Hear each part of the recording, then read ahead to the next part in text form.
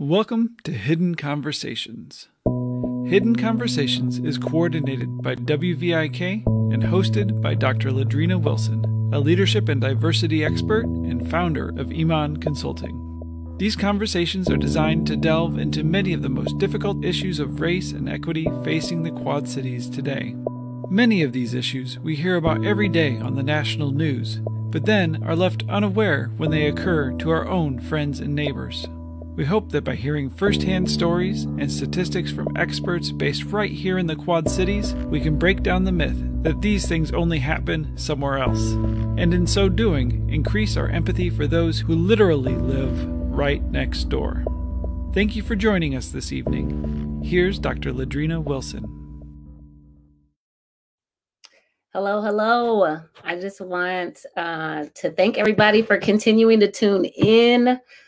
We have another great group of folks to talk with today.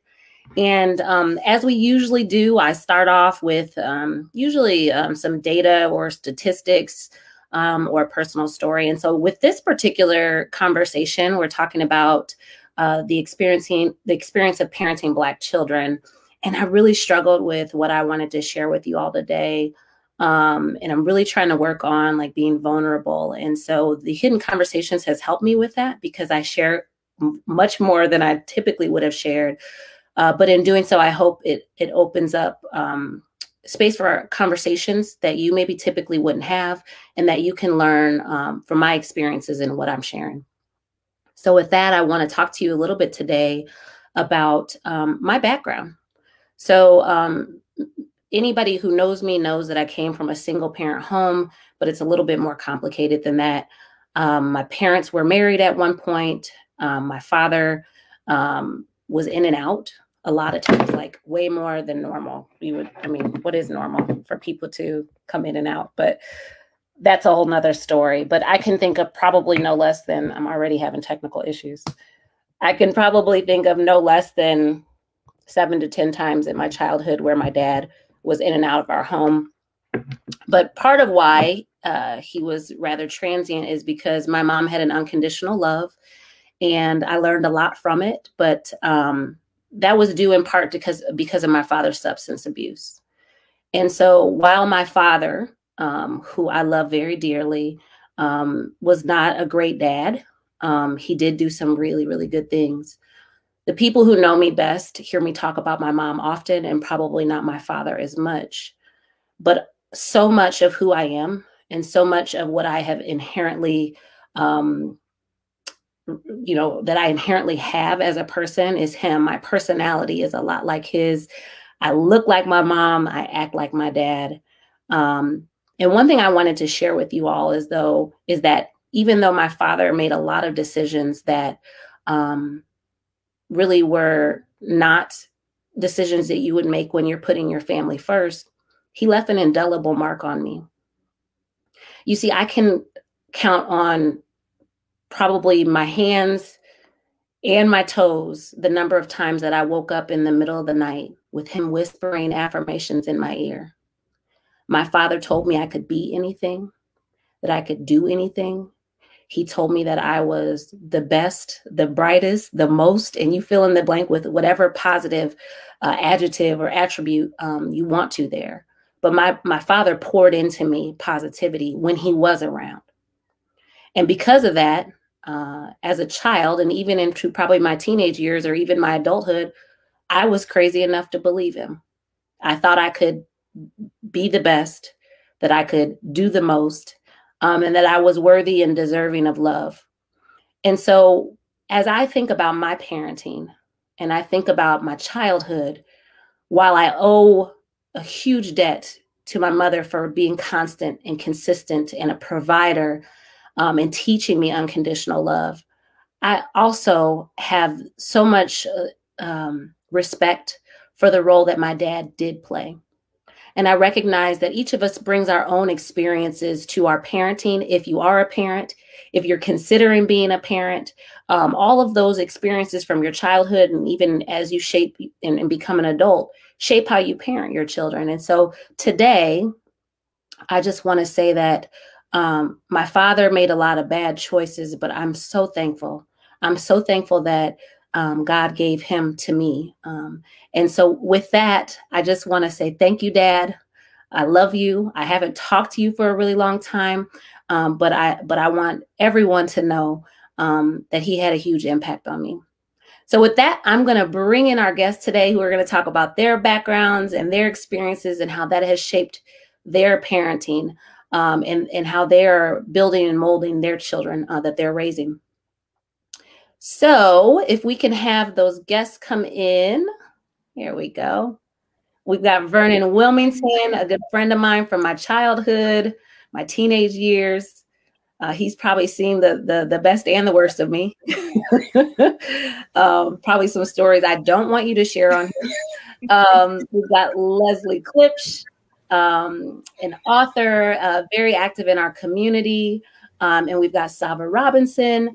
I describe you as the person who embodies it takes a village to raise a child, owner of your daycare, also educator, just very deeply engaged in the community. And you are all parenting Black children. That's what you have in common, right? And so I'm going to go ahead and address the elephant in the room. Leslie's white. You might have noticed that on the flyer. But there's a reason why she's here. And so part of that is our thinking, being our committee, as well as even in talking with the guests, is this adds a layer of depth to the conversation, because I, and probably the other panelists, I'll let you speak for yourselves, but for me, I can say, oh, sure, parenting Black children is different, but I don't have anything to compare it to because I've only parented Black children and I've only been a Black child, right? And so we certainly recognize that there's some different experiences that maybe Leslie can share with us, and there's probably lots of similarities as well. So I'm just going to go ahead and put it out there. That way nobody else has to say it. All right, with that, I just want to just do a quick introduction and give a little bit more depth, and then I'm going to let the panelists kind of talk about themselves for just a minute. Although I love being your hype man, you bring another, you know more about you than me. So as I mentioned, Vernon is a childhood friend of mine, but Vernon was also a teen parent. Defies statistics that are associated with being a Black teen father.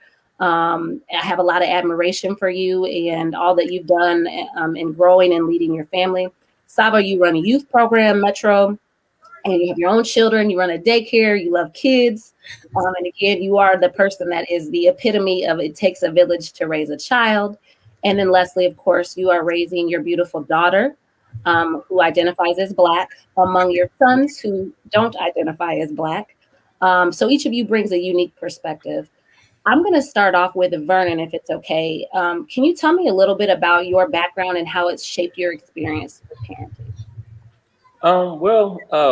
Vernon, born and raised here in Davenport, Iowa. And similar to you, I did not have a dad in the household with me. So I was raised by my mother, but I was also raised by my brothers and sisters. So I'm the youngest. And, they're some at most 15 years older than me, 7 to 15 years. So they kind of played the role and filled in for dad. But like you, LaDrina, my father struggled with substance abuse and things like that. And he was a part of the household for my older siblings. But for me, he was not there. So as I became a young man, I didn't really know what I was missing out on, because you kind of don't know what you don't know. But then when I became or got the news from my beautiful wife that I was going to be a father at the age of 17, things started to change for me. Actually, my older siblings, they were teen parents as well. So there was a little bit of level of maturity and things like that I grew up under. But thinking back, once I found out that I was going to be a teen parent, I started to think about all the things I wish I would have had. But prior to that, it was like, hey, not thinking about that. But then when I got into adulthood, by having a kid, it put me in that position.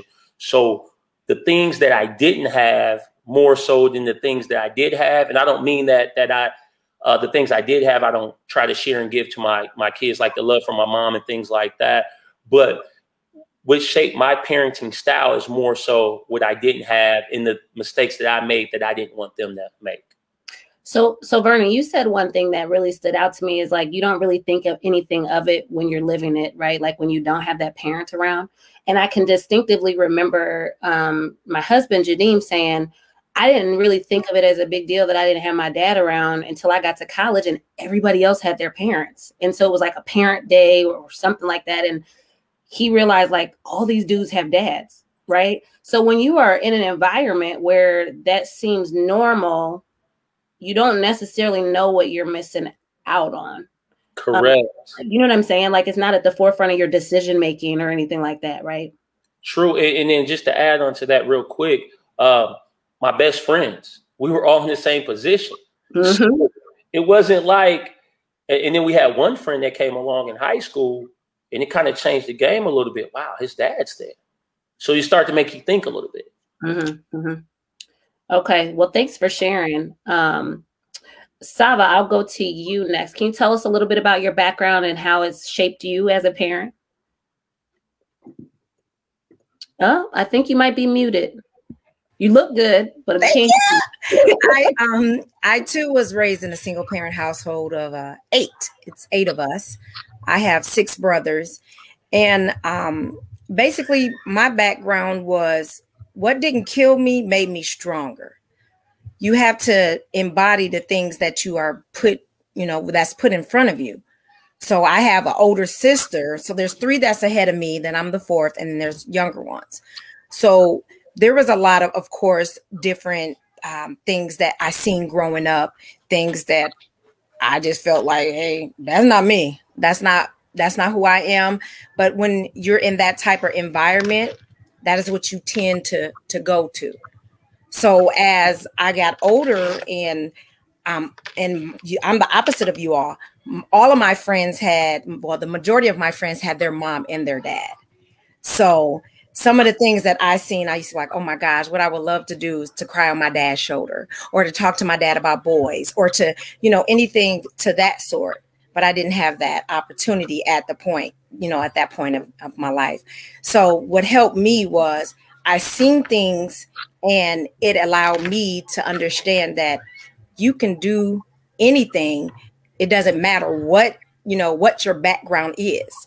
You can be raised in the ghetto. You could be raised, on top of the hill. It doesn't matter. It's you, the individual, what you decide to make of your life. So with my mom being a single parent, she did instill in us, hey, you got to be able to cook, clean, take care of your household. You should be able to do whatever a man can do. So there's no excuses of, oh, I don't know how to change a tire, or, oh, I don't know how to do this, or, oh, I don't know how to do that. So I was blessed with the struggles, and the struggles just made me that much stronger. So when I had my own children and met my husband, Moses, he balanced me. Because here comes this rough girl. Oh, I can do it myself. I don't need. And then when you got somebody that truly care about you and truly is there for you, it takes off some of that load. So that helped me with my parenting with my children, because I just let them know that nothing is going to be handed to you. You have to work for everything. And my biggest thing was I wasn't going to let them. They knew that I wasn't their friend. That was my biggest thing with parenting. That's what helped shape me. I was not their friend. I was here to put on this earth as a mother to take care of them and do the best that I can do as a mother and lead, guide, and protect them along the journey. Yeah. Now, you said something that's kind of interesting to me. You said most of the people you were around, that you grew up around, had both of their parents in the household. And I learned this on a previous Hidden Conversations. I'm not going to ask you how old you are. I'm going to ask you, do you consider us in the same generation? Yes, I do. Okay. And so what I'm getting at is when I look back, from my perspective, there's like this generational shift around the concept of marriage. And we'll talk a little bit more about that, but the concept, importance of marriage. I can even remember, so I had my daughter when I was 21, but my grandmother asking me so you're going to get married, right? Like it was like so my father was born to my grandmother when she was 15, right? So that's part of his environment, and how what shaped him is it was kids raising kids. But it's interesting to hear you say you grew up around a lot of people who had their parents, because in my Black experience, a lot of folks weren't coming from a 2-parent home. Okay, Leslie, share with us a little bit about you, your background, and kind of what shaped you as a parent. Yeah, it's interesting because we've already found something that we all have in common, and that is that I was also raised by a single mom. So I grew up in a small town in Iowa in the 80s and 90s, and definitely my friends, my peers, like I was the only one who didn't have a dad in the picture. And I didn't meet my biological dad until I was 40 years old, a couple of years ago. And it really was a kind of a source of shame, I think, in our community. Like we very much were, my mom was the single mom, right, in this small town. So I just find that really interesting. And I think about the way then that I was raised with this wonderful village around me of aunts and uncles and a set of grandparents who were wonderful. If my mom couldn't give me a ride because she was working, like my uncle dropped me off, or one of my aunts like drove me all over the Midwest when I was in high school so that I could check out different colleges, and just things like that really that just being raised by a community definitely shaped who I am. And I think that in my journey to motherhood, that also kind of has shaped the way that I have come to parenting and the way that we parent our kids, somewhat by necessity also. So Dr. Wilson's right. I'm the mother of a beautiful Black girl who's 11, and then 2 boys who are white. They're 14 and 16. And when I was right after I'd given birth about 17 years ago to my oldest son, I had a stroke. I was 26 years old. My doctors, even though, we were talking family planning kind of stuff, we wanted to have another kid. My doctors were like, no, don't get pregnant. That would not be good for you. So we started having this conversation about growing our family through adoption. And I think part of what made us so open to that conversation is that I had come from a non-traditional family, I guess, if you will. And part of what reminds me of my upbringing with my daughter is that we came to adoption we came to transracial adoption with eyes as wide open as possible, I think. And it has allowed us to lean on others to try to understand what it means to not only have parents who don't look like you, but also to be a beautiful girl with brown skin living in the United States. And we have the most generous people in our lives, and have really had to rely on those relationships with people of color who are family and friends, and really kind of created like our own little village with just incredibly generous help of others. Yeah. So what I hear, like kind of the common thread across all this is, first of all, I didn't know we were all had like kind of similar background, right, in terms of this single parent thing. But I do think that we all were attentive to our environment, right? Like very conscious of what our environment around us was like and what that meant for us. And I think that always spills into your parenting, regardless of the race or ethnicity of your child, right? But I want to talk a little bit more about this single parent aspect, especially because I didn't know we all had that as a common thread. So the Annie E. Casey Foundation does research on child well-being. And between 2009 and 2019, it shows that about 64 to 66% of Black children were in single parent homes. If you compare that to their white counterparts, it was around 23 to 25%. So Leslie, to your remarks about being like the only person in this town that, right? The next group, the next population that has a high single parent home rate would be the indigenous folks, so Native Americans. So when I'm looking at this in terms of single parent, there's still like the cohabitating couples, right? That counts in that. But somewhere in there, I'm sure there are people who are saying, I don't care, I'm a single mom, or I'm a single dad and I did it just fine. Or there's somebody else saying, I came from a single parent home and I'm just fine. It's not that big of a deal. But as I look at the Black experience and I look at where there are disparate outcomes, right? We know that children who come from single parent homes typically have less financial resources. They certainly have less human resources to the extent that there's one parent as opposed to two, right? Mm-hmm.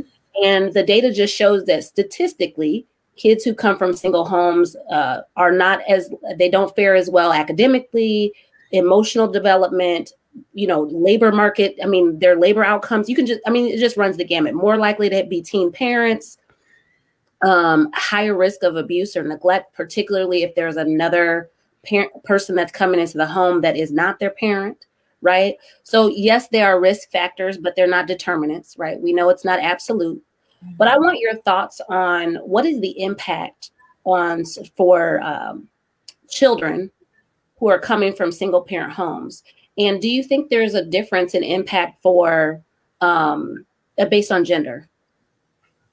And maybe Sava, if you could start with that. Yeah, the impact I say on that is, like I said earlier, when us young lady go through those moments with the boys or whatever, sometimes you can't always talk to your mom or older sibling. You want that father figure to talk to you and it'd be like, baby girl, it's going to be okay, or whatever the case may be. Your first prom, your first dance, all of those different things that you go through, you want your dad there. And I do think it plays a big impact on young men, because when they're with my children, my daughter is a daddy's girl and she knows what it feels to be loved. She knows, and she sees how her dad loves her mom. So she knows how a man is supposed to treat a woman. So she does not just accept. And my boys, they know how to treat, young ladies, because they've seen how their father treat their mom. They see how their dad interact with other people, not just at home, not just at work, but out in the community. My children can get up and talk to the next person and have an intelligent conversation, or whatever kind of conversation you want to have. They can adapt to their situations because they're not just, they're not enclosed or coddled. There had, in my earlier years, I will say that I just used to want to protect my children, because you don't want your children to go through what you went through. So unfortunately, we had our bumps in the road, of course, and you're going to continue to have your bumps in the road. No matter how old your children get, you're going to have those bumps in the road. But that's when, like I said, I fall back on my faith. So I am a true believer that God is the way maker. And that helped me a lot in my family. And it allowed me and my husband to have such that bonded relationship that, it can't be torn apart. So when our children try to, the children try to do, well, I'm going to ask dad because I already know mom is going to say no, they can't do that. That relationship that you have with your husband or your spouse, it has to be strong. So that helps a lot within the families. And so I always try to keep that in the back of my head when I was growing up. What would I wanted to see as a young lady if my dad was there? What would I want? What hurts? What doesn't hurt? What is helpful? How can I do that? So that it plays a big impact, because, these young women, or these women out here that are raising men, kudos. I give them the biggest round of applause, because it's very hard for a woman to raise a man, but there are many that have done it. But it's even better if you have a father. A man could be a dad, but a father, it takes a father to raise a child. So that's just how I feel, and that's my personal opinion on the impact of children being, a man being in the household for these young ladies and these young men. And that's why we asked you to come for your opinion. Vernon, what are your thoughts? I think being raised in a single parent household and the impact, I think it's a lot of the things you said earlier. I mean, it's financial. There's a lot of different things, moral support, and there's a huge difference there. And like I said, sometimes they don't realize it, but us as adults, we definitely see it. I mean, me coming from a single parent household, say I had siblings that were close together and I wanted to play a sport. My mom was at all my events because she didn't have anyone else there. But say you had another sibling, like I have my two oldest are very close. So when they're, when she's in dance, my wife is with her, or vice versa. When he's playing basketball, I'm with him, or vice versa. So you still get that love and you still get that moral support you need when there's two, where therefore when you're in a single parent household, that single parent may want to provide that. And it may look, like you said, to the outside, like they don't support, but with all the other factors in play, it's very, very, very difficult. So that child doesn't get some of the things that that dual parent household gets. Child gets. So, from that aspect, financially, me growing up in a single parent household, the finances aren't always there, always aligning to therefore set me into adulthood.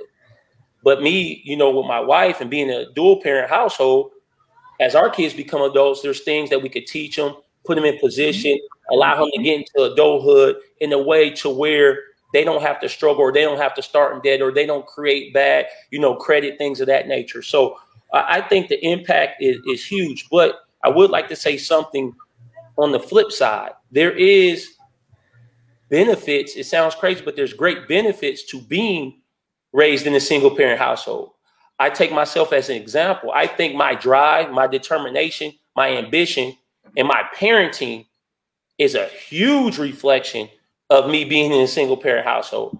I'm not sure, well, I wouldn't be the same person, but I don't know how my kids are going to move in certain ways because maybe they didn't hit the bumps or hit some of the bruises that I may have had, or they didn't get neglected in a certain way. And when I say neglected, again, at the time, I didn't feel neglected, but looking back, man, I wish I had my dad there to make me a better basketball player. So I go hard to make my son a better basketball player, my sons. So what I mean by that is they may not have the ambition to drive. As much of the ambition or the drive.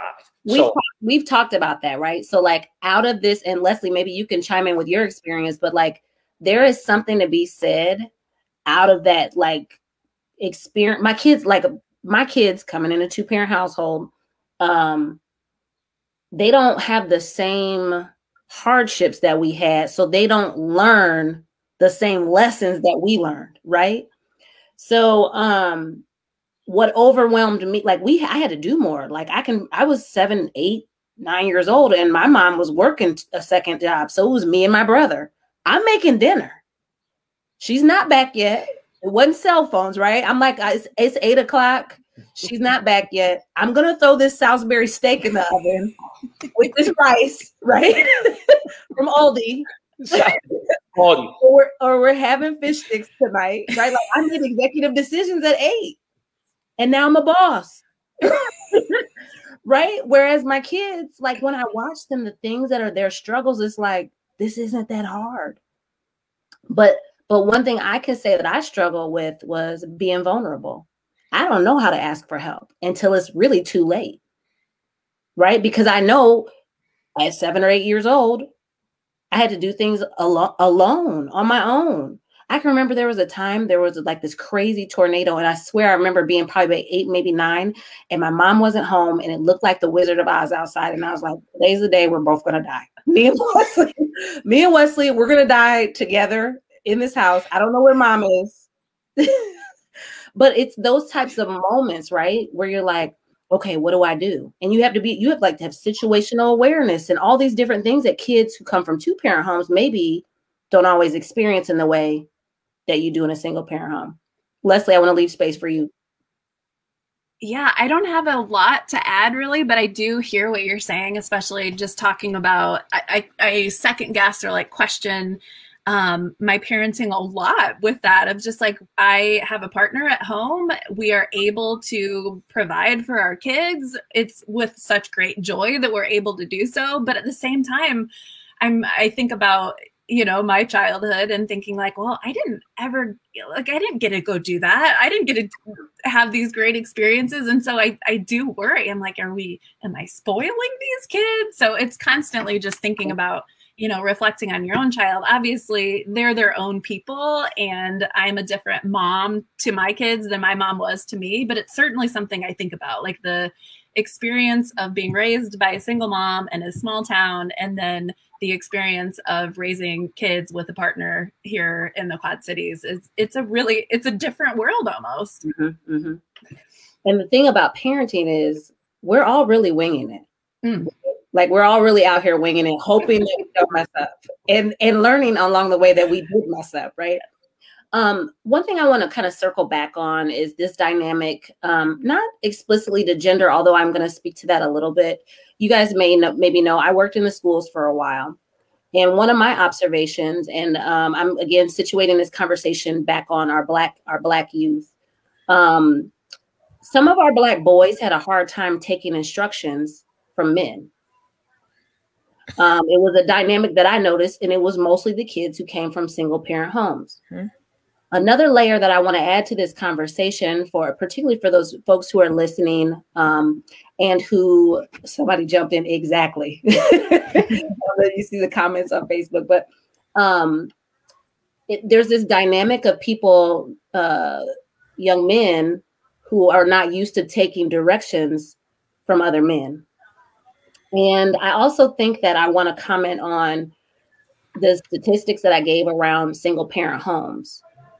Some people will say, well, that's a personal preference or a choice. People are choosing not to get married. And I personally believe there are systems in place that, coupled with personal choices, are preventing people from having dual parent homes. If you look at our mass incarceration, and you look at the Black and brown folks who are making up that prison population, they don't have a choice to be in the home or not. And you may say that is a choice that they're ending up in prison, but the disparate rate in which our folks are incarcerated is not necessarily a choice. It is choices coupled with design. So I stand firmly on that. But I just want to go back for a second and just get your thoughts on how does it play in the dynamics of the workplace or in education if kids are coming from only hearing instructions from one parent versus having a dual parent home. Thoughts on that, Sava? I know you worked in school. Well, I actually worked at the alternative school for 13 years. And you're absolutely right. You're absolutely right. The thing of it is they're very protective. So when they're coming from single parent homes, a lot of them I'm not going to say a lot of them. There are children that are coming from homes that grandma is raising them. So grandma, they're not listening to nobody but grandma. And they have a problem with male figures. And they like to say, you ain't my daddy. I don't even listen to him. He ain't nowhere around. So why would I listen to you? So I ran into that. And I used to talk to these young men and tell them, just because your dad is not in your life, does that mean that you have to be mean to those who actually care about you? There are plenty of people out here that care about these children. And unfortunately, they are so stuck in the mode of hatred and the bitterness towards their dad that those men that try to be an impact in their lives, they have these walls up. And it takes so much to break these walls down. And when they break these walls down, one little thing, it builds that wall right back up. So it's very hard, but yeah, it's very, very difficult for some of them. And they're protecting themselves. What I like to say is they're living to survive. That's what they're doing. Yeah. Yeah. And I think you guys made, Sava, you made a comment earlier that was really important, is like, whether people realize it or not, you're constantly modeling for your kids. Mm-hmm. Whether it's you and your partner, or whether it's the people that you bring into your home, on a regular basis. All of this is modeling for them. And so I really think that, from my perspective, it's really important that whether you're in a single parent home or a 2-parent home or multi-generational home, whatever it may be, that we just think about the behaviors. Like, we have to be more conscious of the behaviors, because kids pay attention to the tongues in your shoes, not the tongue in your mouth. They will do what you do. And so that perpetuates some of these generational cycles that you see that need to be broken. Okay. So I share with you all that, obviously I came from a single parent home. My husband came from a single parent home, and I always grew up like watching the Cosby Show. And that was like, I'm going to be Claire Huxtable when I grow up. Like, for sure. I wanted to be the mom. I absolutely wanted to be a mom. Always knew it. I wanted to be married. That was super important to me. My parents were married, even though my dad was in and out. They were married for a while. And, but I grew up in church, right? So there's that dynamic that kind of shapes why marriage was important to me. But like I said, my husband, he was around. He was like, I didn't even know people had dads. And so for him, when we first had my daughter, we weren't married. And for him, he's like, I've never seen that. I don't know what that's like. He was really reluctant to get married. He's so lucky I convinced him that it was worth it. Don't tell him, okay? Don't share this with him. But as you go through your parenting journey, I guess for all of you are married, can you talk to us a little bit about how that plays out in your, Sava, you kind of alluded to it, but how does that play out in your parenting? You want me? Well, you kind of alluded to it. Maybe Vernon, I know you kind of have a unique background. Well, what we like to do is communicate. Mm-hmm. That is one of our biggest things in our household, is communication. However, you can communicate all day, but if you don't have understanding, your communication is lost. So basically, if you're not properly communicating with your spouse, with your children, that stuff just goes in one ear and out the other. There is things that's how marriages, get messed up, because of miscommunication. It's not that we're not trying to communicate with one another. It's that we're not understanding what one another is saying. So your interpretation of one thing mine could be totally different. So that's why you have to make sure that you understand. And then being on one accord, you and your spouse, if y'all together, them kids can't come in. There's none of that. We're not doing that. We're not doing go ask mom, go ask dad. We're not doing that, because in this house, yes, dad is the head, but mom is right there, right behind him. So when we do things, we always try to make sure that our children are aware that mom and dad is on the same page. There's plenty of times that they're going to disagree with what we do, and we're going to disagree with what they do. But you don't give up on your children. That's one of my things that I've found that helped me and continue to make me strong and continue to allow me to have the good relationship that I have with all three of my children, is because I don't give up. There's times that it's hard, and I just want to be like, you know what? I'm gonna go ahead and go back streets. I'm just gonna knock my kid out. and I'm just being honest, because when your kids get a certain age, they try to test you. And they want to, they want to put their foot in that water. And I tell my kids, you testing that water, but you're going to drown. Trust and believe. You ain't getting out of this. But you got to be able to have that relationship with your children and your spouse, and make sure that they understand why, when you go discipline them, say whatever the discipline is, whenever you discipline your children, give them that reason why I disciplined you. This is why we came about this. You're doing things that we don't find acceptable. So with our children, when they were younger, we used to say, where you cut up at, mom and dad is coming behind you cutting up too. So you want to act a donkey in school? Guess what? Mom and dad is coming to act a donkey too. And we got away from that because we're so scared of DCFS. And I'm not saying I beat my children or anything like that. What I'm saying is I disciplined my children. And my children knew what was acceptable and what was not acceptable. I did not allow my children to walk around here cursing, sagging their pants, saying the N word or the B word. That's unacceptable. I wasn't raised like that, and I didn't raise you like that. So you think it's okay just because you with this group of kids and that's what they're do. And so my motto in our house is it's easy. It's easy to fit in. It's hard to stand out. Mm-hmm, mm-hmm. I love it. I love it.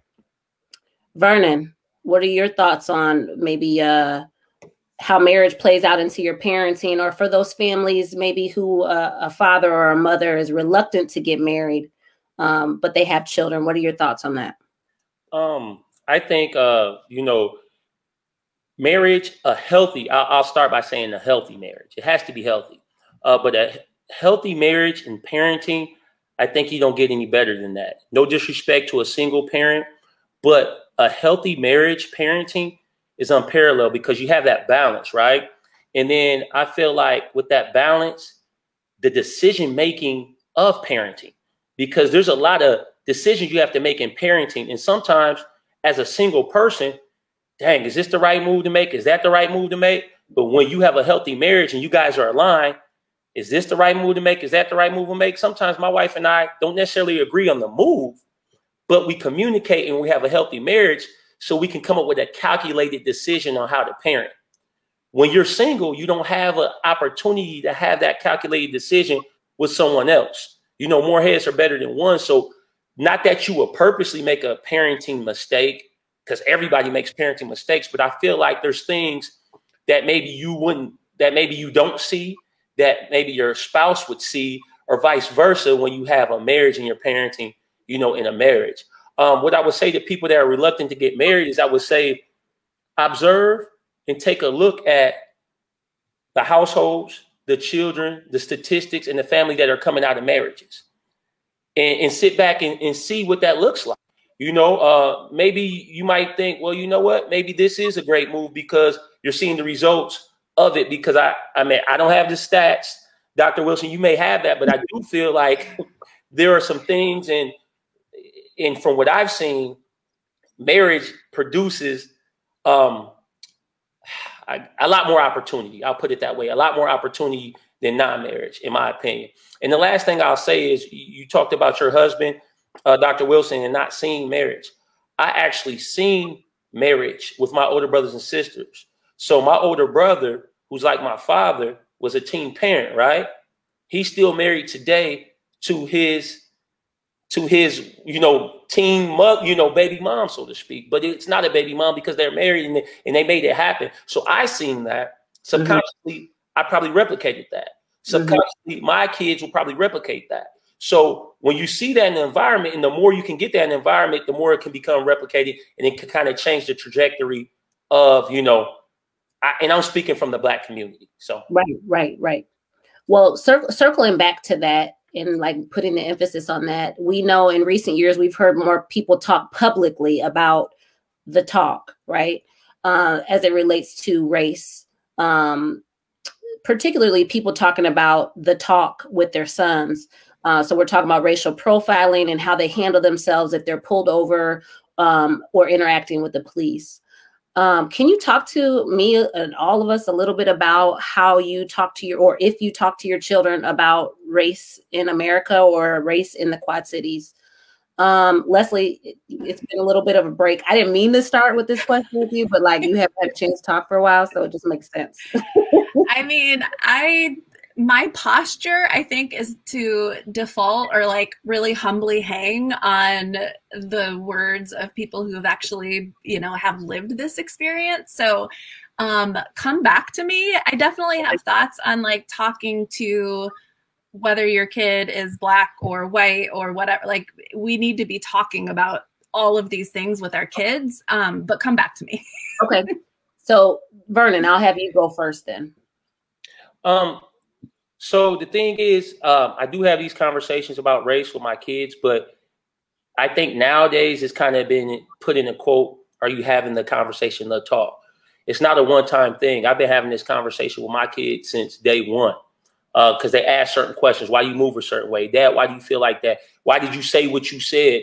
I mean, and nobody's perfect. Why did you say what you said in the car when we left that situation? So these conversations have been happening. Why did that person approach you like that? Why did you get so mad about that? So these conversations have been happening. I just have elaborated on them. And the thing is, I think it's a timeline for it, because the conversation at 5 is different than the conversation at 12. And now it's different, the conversation I'm about to have with my 21-year-old as he's bringing the kid into the world. So it's different timelines, different things, but I do have that conversation, but it's been ongoing. It's not just happened. So how do you think people could learn from the approach that you use? Like, what are some of the tools that you use when you have, and I know it's situational, right? Like I get where you're coming from. But like, what do you do that maybe is unique or that other people might glean from? Well, what it is just open dialogue. So one thing that me and my wife and when my kids were younger, we tried to do is we sit down and had dinner every, 3 to 4 times a week. We try. So in those conversations, what happened at school today? This come up, that come up. So it's really the communication that bring up the conversation. Mm-hmm. Oh, dang, this happened at work with me today, man. It's crazy. Well, dang, why that happened? So really the way it maturated for me is through conversation and continuously having open conversation with my wife and my kids. Okay. Sava, how about you? Well, I agree with Vernon and what he said, conversation. Every time my children came through the door, it was, how was school? How was your day? Children like to be one word, good. No, what was good about it? So we forced conversation on our children when they were younger. And then now as they're older, they hold that whole little conversation. And then also for our household, I would say dress, the way that we dressed our children. We dressed our children for success. When I sent my boys out the door, they looked like they was ready to take care of business. They smelled like they was ready to take care of business. They were well groomed. So, when you look good, you feel good. And so we didn't allow our children to give excuses as to why things were going in a negative way. So we just try to, the sagging of the pants and any of that, we didn't allow that. We didn't allow it. It just wasn't acceptable. And we just try to continue to instill in them that you can do anything you want to do. Don't let anyone dictate your life. Don't let anyone dictate your future. And you have to be able to go after it. And because, like, as I said earlier, nothing is going to be handed to you. So with our children, with the racial part of things, I've had incidents. My son has played on a baseball team where he has been the only Black child on the baseball team. And there was a particular game that we were out of town and my son was just still in the bases. So, I'm hyped. Yeah, that's what, get it. And what parent wouldn't be excited that their child is, doing great at a baseball game? And out of the blue, here comes this guy and he go, "You can't catch that Black boy." And it took everything in my body and my soul not to jump up out of those bleachers and go get in that man's face. Being the type of person I am and in the background that I come from, that would have been snatched off the bleachers. So my husband, being the more laid back, the more modest, he waited politely until the game was over and went over to him and said, "Hey, on the back of his jersey, it has his last name. I don't want to ever hear you disrespect not just my child, but any child of color by calling them Black. That child has a name. That child had a number on the back of his jersey." He said, "It's people like you that make things so hard for our children to come together and get along, to have that better opportunity, to have that friendship in future goals with one another, because we're so busy trying to continue to separate our children." So if you're saying that here, what are you saying to your child at home? Right. And so I think it's interesting that you bring that story up, and thank you for sharing, because a lot of times when Like, I personally don't think there's anything, like, I acknowledge that Leslie's white. I don't think there's anything wrong with saying white or black or Hispanic or Latino or whatever it is, whatever descriptor you want to use related to someone's race or ethnicity. But when you are black, you know when somebody's using it Exactly. as a derogatory remark, right? Like, my race should not be used synonymously with something negative, right? And it happens, right? And then you have to have these conversations. Recently, my daughter, and Leslie, I'm sharing this for your benefits, right? Because you said you kind of want to hear from other people who have these lived experiences. I mean, I know you have your strategies of your own, but recently my daughter was afforded an opportunity to be part of, try not to give too much away because she's going to kill me if she hears it. Anyway, she was invited to participate in something, and it's going to be like a publication. And one thing that I think people really need to know, like, people really need to know this. When you are Black and you're a Black child in predominantly white spaces, sometimes you question your greatness because you don't know if you're being tokenized or if you're really the right person for the job. And so she sent me this message, and she was like, she sent me the message, and I thought she was excited. And I said, well, am I going to have the conversation with her right now about tokenism? Or because as I read it, she absolutely was the right person for the task at hand. But I also know that it's a publication. There's not very many people to choose from that look like her. Like, so it's all these things. So I went there, and she's 16. So I didn't know if she had gone there, and I'm like, do I invite that conversation? So there is this kind of like back and forth, ebb and flow that you have it as, like, Vernon, you were saying, like, it progressively, that conversation changes. So before I could even respond, she was like, I kind of think they want me to do it because I'm Black. So I was like, okay, so she knows about tokenism. She doesn't know the phrase, right? But she knows exactly what's happening or could be happening. And so what I chose to do in that moment, as opposed to maybe at a later time, because clearly she has some level of understanding, I chose to not strictly have the conversation, that continuous conversation, but I affirmed her. And I said, you are Black, and you're intelligent, and you are gifted, and you're an athlete, and you are pretty. And who wouldn't want somebody pretty on it, And so I named off all the things that you are. And I said, and you are Black. Don't ever feel like you can't be and share a space with someone and question your skills or abilities. You are the total package. Right.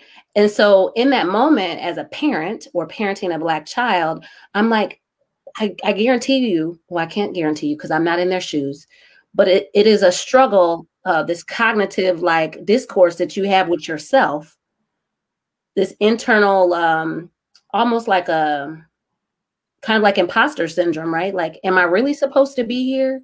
Do they really want me for the right reasons? And I did say to her, there are going to be times in your life when this happens, and you're going to have to decide if the opportunity is mutually beneficial.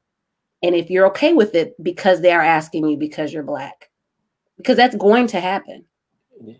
So with that, I'm sharing that story. And Leslie, I want to also kick it over to you for you to talk to us a little bit about maybe what the talk looks like in your household. Yeah, I mean, I'm just hanging on every word. Thank you so much for just sharing all of that. And, I don't know that LaDrina or Dr. Wilson, we're good enough friends. I think that we have had some of these conversations behind the scene, and I'm always just so grateful for anyone who is willing and brave enough to share, like, be really vulnerable about their experiences, because it means so much, this like posture of vulnerability and curiosity it's a lot of times outside of a comfort zone. And again, I didn't know exactly, but I knew what I was signing up for. I knew that this was, this parenting journey was going to be different. I knew it was going to be different parenting a Black daughter versus white sons. But I guess I think, I feel affirmed in what you're saying about just making these conversations age appropriate.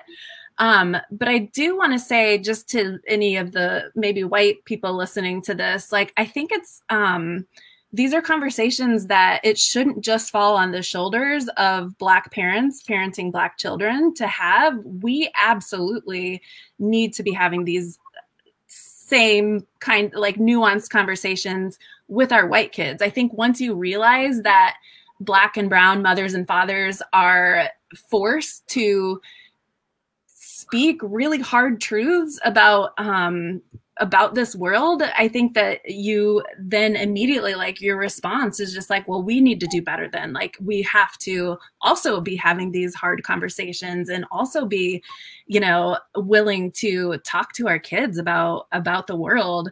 And I think, as you're saying, there's a lot of opportunities for this by just being awake to the world around you, and not just, of course, like when the tragedies happen, but also celebrating the really great things that we see all the time, you know, coming from the Black community. So I caution white parents to only focus on the scary, scary world, but also to really appreciate all of the beauty that this diverse community allows and offers us.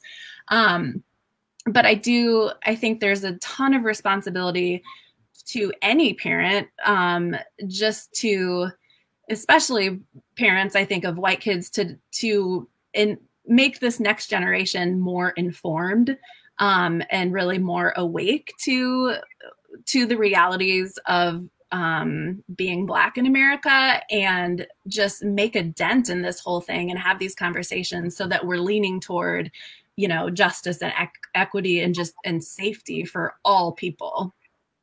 Yeah. Yeah. And so one thing I hear you saying, sorry, Vernon, were you going to say something? No, I was just agreeing with Leslie.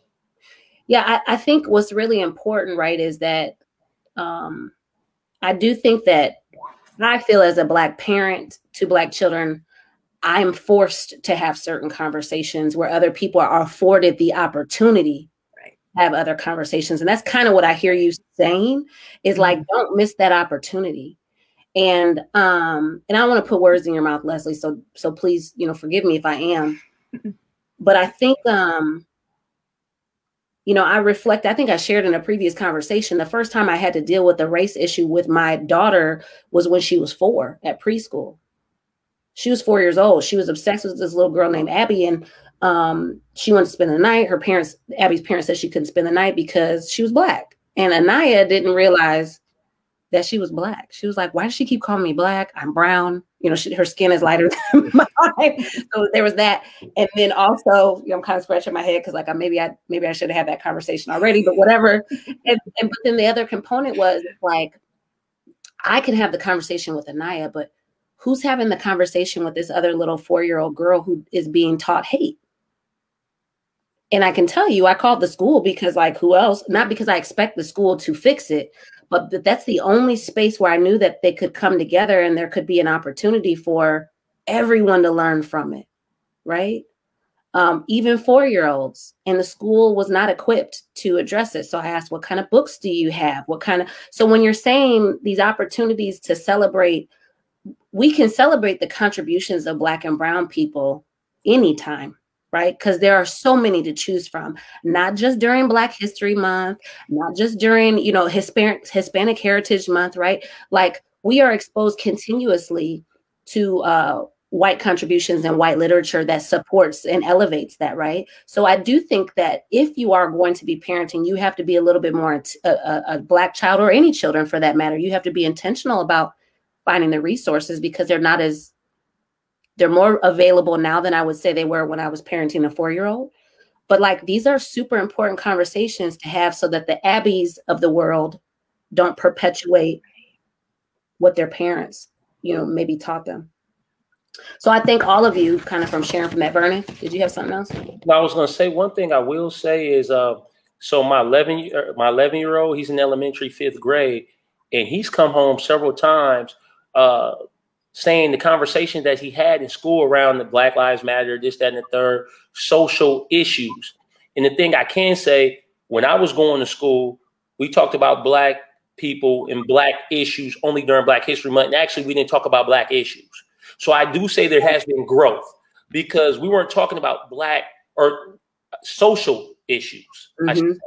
Social issues we weren't talking about then. So I do think there has been growth because he's coming home, not in Black History Month, having these conversations on social issues. And Dad, man, my teacher was proud of how I said, I thought it was, you know, how I gave my opinion on the issue. Talking about Trump, not to say that that's but just political, how people felt like, you know, certain things about him, whether they're right or wrong or indifferent. I'm just saying these conversations are being had. So I just want to say, I do feel like people are trying. I like to throw that out there.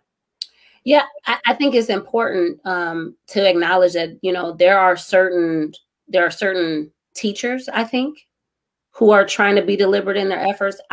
My perspective is school systems as a whole. I got you. Probably need to do better. Again, I'm not judging anyone. I think it's hard to dismantle what has been built up and has such a long history. But here's one thing I will say as it relates to parenting. And again, as it relates to parenting Black children, I don't expect my schools to be the first educator of my kids. Charity starts at home. So they're going to, like, if I want kids to know Black history, and not only in Black History Month, that's my responsibility. And it doesn't matter what color you are. If I want Black children to know what the significant contributions are from their culture, I have an obligation. And I feel too often that parents rely heavily on schools literally for like everything, right? So, and I realize that schools are an ecosystem where we have an opportunity to connect, but they can't do everything, right? And there's certain people in the building I don't want doing everything. Right. So I think it's just really important that it's this constant balance between, environmental factors and like balancing that with trying to help people access like the best that's in them. Right. And so to me, that's where the work is. It's like, yeah, we know that there's these environmental issues and we want to attend to those and like break down some of those barriers. But that's going to take a long time. How do we get these children elevated despite the barriers? Right. And it starts at home. It starts with parenting, whether it's multi-generational, single parents, whatever the case may be. So we are closing in on an hour here. So I'm going to leave you maybe, I'm going to ask 2 questions, but I'm going to ask 2 different questions. So one question, I'm going to start off, maybe I'll have Sava answer. And that is, what would you say is the most important or high impact parenting technique that you encourage other people to consider? That's a good question. I would say, don't be afraid to be a parent. Don't be afraid to be a parent. Don't let, like you said earlier, there's no book on this. Every child is different. Every child that comes into this world is different. So when you raising children, you got to understand your role as a parent. And that is, I'm not my children's friend. That's the first thing. I am not my children's friend. And I am going to love my children unconditionally, no matter what, through the ups, the downs, the good, the bad. But I have to instill in them the work ethic, the knowledge. I have to be an advocate for them, no matter what. And I just have to be there for my children whenever they bump them, hit them brick walls. I have to be there for them. So like I said, is don't be afraid to be a parent. Don't be afraid to say no. Don't be afraid to, no, you're not spending the night, or no, you're not. Don't be afraid to put your foot down and stand firm on what you believe in and raising. So don't be afraid of raising your children. And we are on this earth to raise our children the best way we can, not the best way your mom, your aunt, your cousins, no outsider. That's your household. So do the best that you can with what you have, and involve yourself and do the research. Don't be afraid to research, get to know your children. I'm not dishing out no money just to get my children out of my face. I want to know what my children are involved in. I want to know who they're involved with. I want to know their whereabouts. My 19-year-old that goes to University of Arkansas at Pine Bluff, he has a tracker on his phone. I don't care who don't like it. That's for my sanity, and then that's for safety, because again, my child is Black. My child is in the South and a Black young man. So that just helps us to just keep track. And if something happens, then we can get to him, you know, in a timely manner. So he'll tell you now, if something's not right, if them grades are not right, I take a picture of your, you know, these young children that got the cars, take a picture of your miles. Don't move that car. That car sits. So there's different things that you can do. You know, a lot of people, I don't know what I can do. Oh, honey, there's plenty you can do. We allow our children to get on social media, do these TikToks and, you know, do all these different things that they have going on. But we make excuses when it's time for us to discipline our children and put our foot down and not allow them the things that they want. They have the necessities. They got the food, the clothing, all of the necessities that they need, the cell phones, the cars. That's all want. Right. We have the power. Don't give up your power. That's mine. So she said, use your power. And parenting isn't about being popular or being friends, right? It's about helping people understand that with your choices come consequences. Yes. Good consequences and bad consequences. Everything has a consequence. It's up to you what kind of consequence you want. Yeah. Yeah. Thank you for sharing that. V-Dub, Vernon, what do you say? I say I agree with a lot of things Sava said, because actually my wife and I got a chance to talk to Sava and Moses a lot, and then we looked up to them. We are same generation, don't get it twisted, but you know, I respected what they were doing for where they were at and for the community. But what I will say is the thing she said, you say, hey, take care of you know, you can do something, you can do more, don't make excuses. But my main parenting guideline is it starts when they get high. You can't do what you just did if you don't start from the womb. You can't tell them to sit there and don't move that car, because he's going to move that car. And part of that means for me, and I hope you guys understand what I'm saying, your child, you can't be their friend, but their child has to fear you somewhat. There is a fear factor. If the child doesn't fear you or fear of what consequences may be starting from zero, then you can't fully parent like you should. So what I say is to be high impactful, and, you know, to any new parents from the gates, lay down a foundation and stick to that foundation. And also one thing I do is you don't have to be like everyone else. I don't care that they got a cell phone in the 3rd grade. You have to wait till the 6th. I don't care that they got TikTok. My 11-year-old wants TikTok. He wants it. All my friends, I don't care, because I'm trying to teach you something.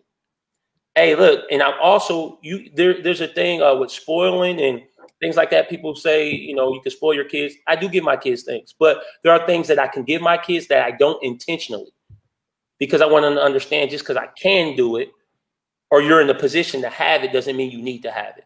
So that's my thoughts.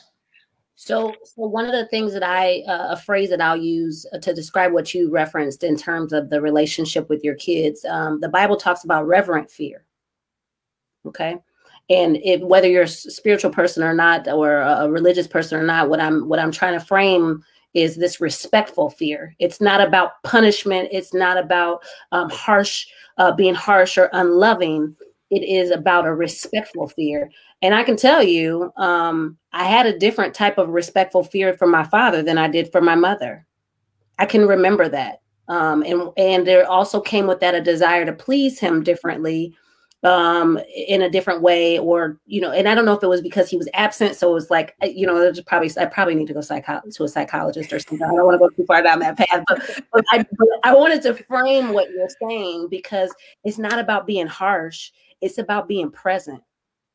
It's about they're knowing they're accountable to someone and setting high expectations, right? And that's that reverent fear, right? That consistency.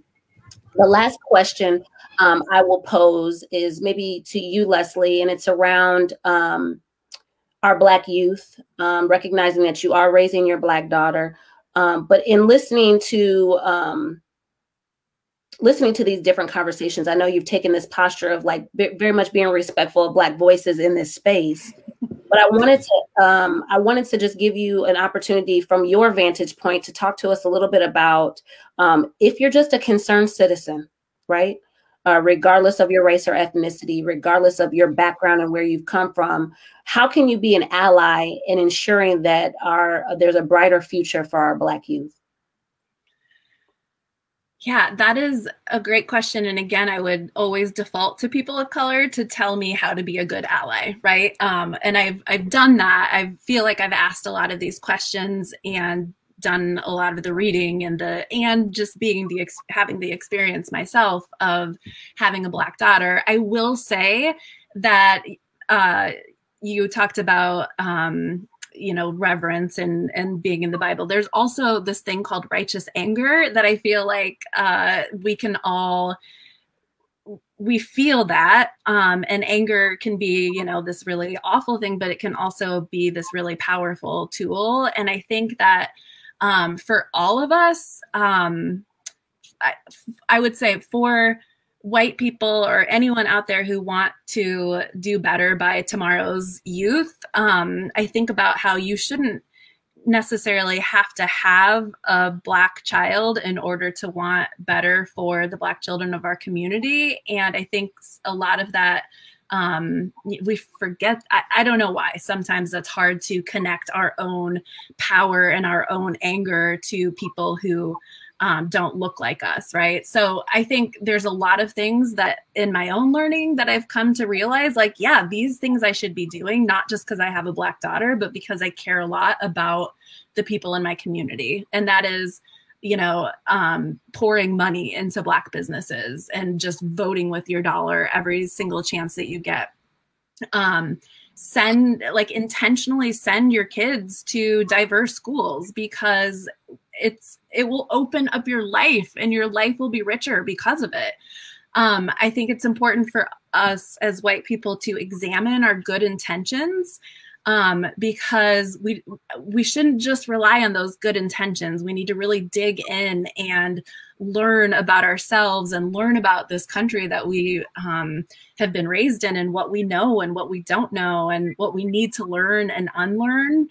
I think that you can use your own influence. Like, we're talking about how much influence we have over our kids. We are so powerful, not just at home, but in any circle of influence that you have.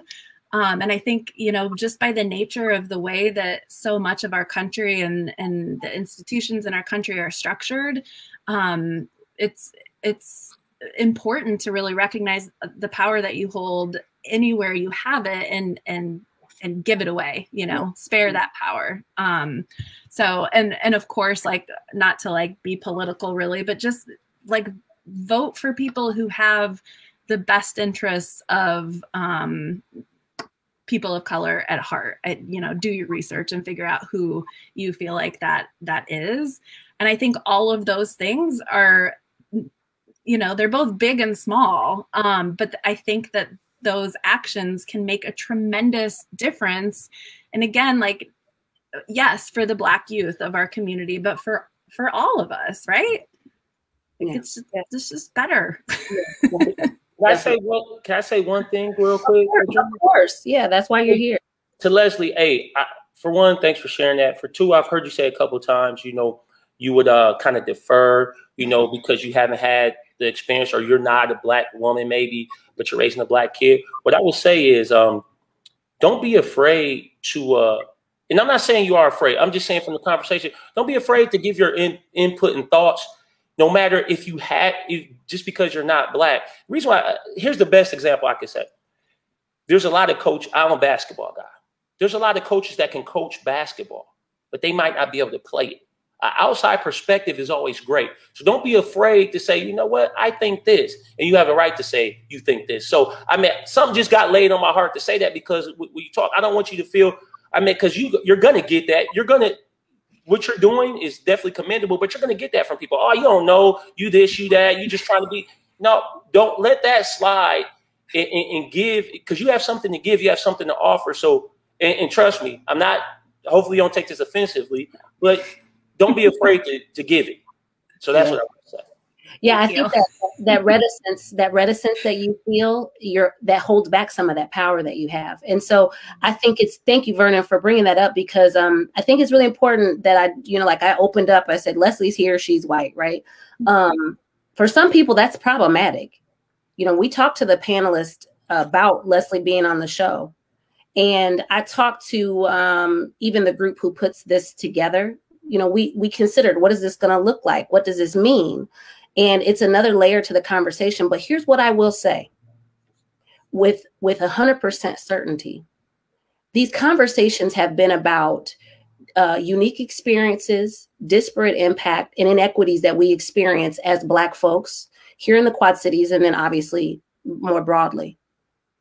We as Black folks didn't get us in this situation, right? And it's going to take more than just Black folks to get us out of it. We absolutely are going to have to work together at some point, and each person is going to have their different path and unique path on what that looks like, right? Martin Luther King and Malcolm X didn't approach problem solving from the same perspective, but they had a common goal, right? Yeah. And I'm not saying Leslie's Martin Luther King and that Vernon's Malcolm X, I'm not, don't get wrapped up in that. But my point is, what it looks like for one doesn't necessarily mean that it's going to look right for the other. But somewhere in between there, you have to work toward what your common goals are. I appreciate the fact that, Leslie, you don't want to you don't want to co-opt the Black experience. That's super important, right? Because we've had white folks talk for us for a long time. We've had white folks tell our story for a long time. And I get that you're acknowledging that. But as we continue to move down this journey, right, and I'm hearing a lot of white folks talking about listening and learning. It's time to start doing. And part of that means speaking up on the things that need to be spoke up on. Okay. So with that, if there's anybody else that has anything that's on their heart, I want to leave space for that. If not, we are going to wrap things up for the night. Next month, we'll be doing another hidden conversation. It's the Juneteenth edition. So you can join us the second Thursday. We're going to give you some history on the Juneteenth, as well as tell you about some of the activities that'll be happening in the community. So thank you for your time, panelists. I'll see you backstage. So stay on, and everyone else have a great evening. Thank you for joining us this evening for Hidden Conversations. The Hidden Conversations project is coordinated by Dr. LaDrina Wilson, Tracy Singleton, Dr. Lauren Hammond Ford, Ryan Sadler, and me, Jared Johnson. We would also like to thank everyone on the Intelligent Conversations Planning Committee and on WVIK's Community Advisory Board for their support and guidance. Support for tonight's conversation comes from a Healing Illinois grant from the Chicago Community Trust, as well as a United for Equity grant from United Way Quad Cities. And mark your calendars for March 10th, 2022, when Michelle Norris, longtime host of NPR's All Things Considered, Washington Post contributor, and author of The Grace of Silence, will keynote our live Intelligent Conversation event, made possible by the Joyce and Tony Singh Family Foundation.